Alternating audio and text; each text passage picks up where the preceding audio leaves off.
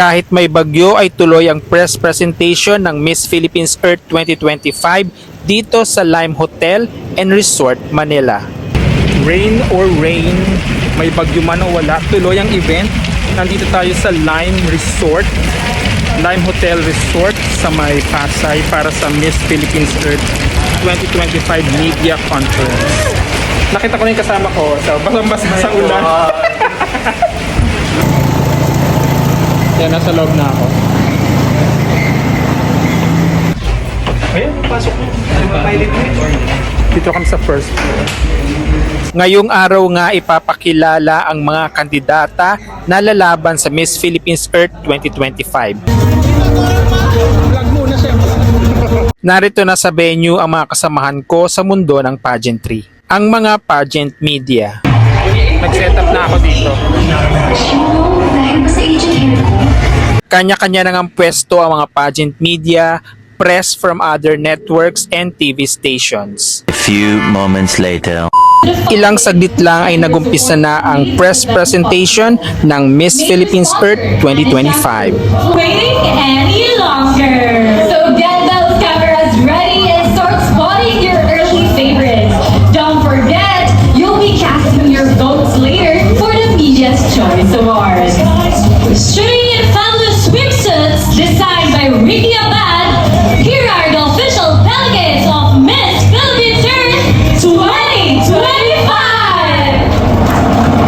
At isa-isa na ngang ipinakilala ang mga kandidata ng Miss Philippines Earth 2025 sa mga pageant media. Round of applause to our 36 lovely delegates of Miss Philippines Earth 2025, the Silver Lining Edition.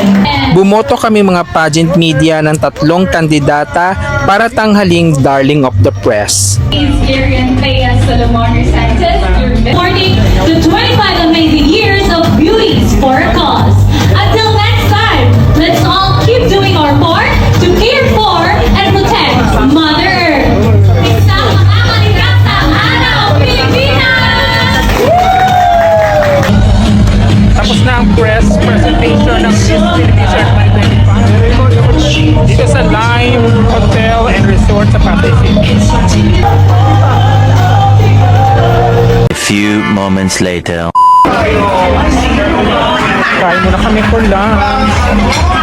Katapos ng press presentation ay pinakain na kami ng organization dito sa Lime Hotel and Resort Manila sa Pasay City. A few moments later. Nagkaroon din kami ng opportunity na ma-interview ang ilan sa mga kandidata, pati ang reigning Miss Philippines Earth 2024 na si Ira Mel Alfeche. A few moments later. So, nandito na kami sa mezzanine at meron kaming mga giveaways from the sponsors.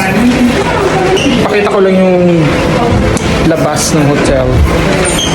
Ay, against the light. Pero nasa dagat kami rito. Ayan.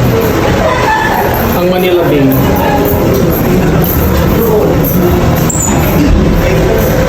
Umakit na ako sandali dito sa may penthouse ng Lime Hotel and Resort.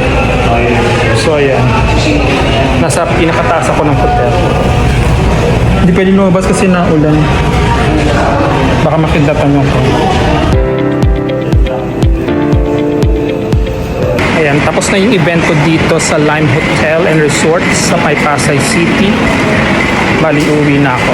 Yan ako ng grab. Nagstay muna ako sa SM Mall of Asia dahil malakas pa ang ulan. Thank you Miss Philippines Earth for the invitation.